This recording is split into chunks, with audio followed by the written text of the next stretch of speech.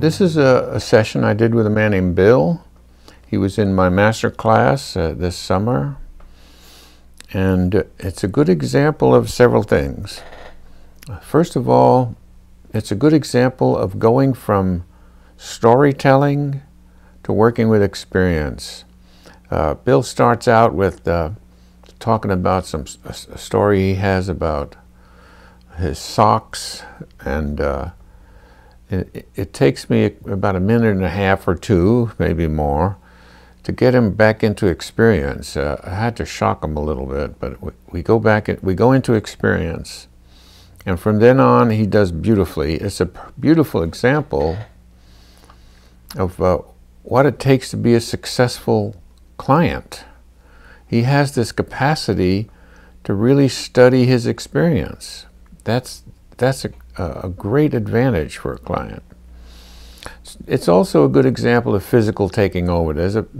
Mostly what happens in terms of a first experiment is about physical taking over. And that leads us into the healing process. all through the session there's tracking. I'm studying Bill's behavior, and I'm contacting it.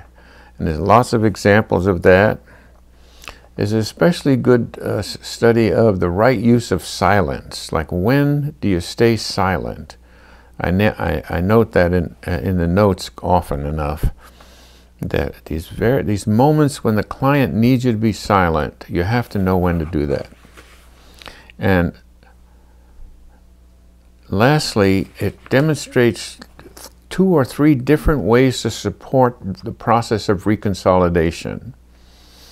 And each one of those is mentioned and named. So those are the things to look for in this particular session.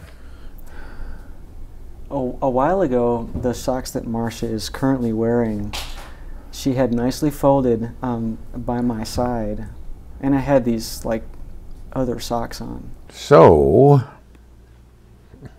here's where he starts telling stories about socks.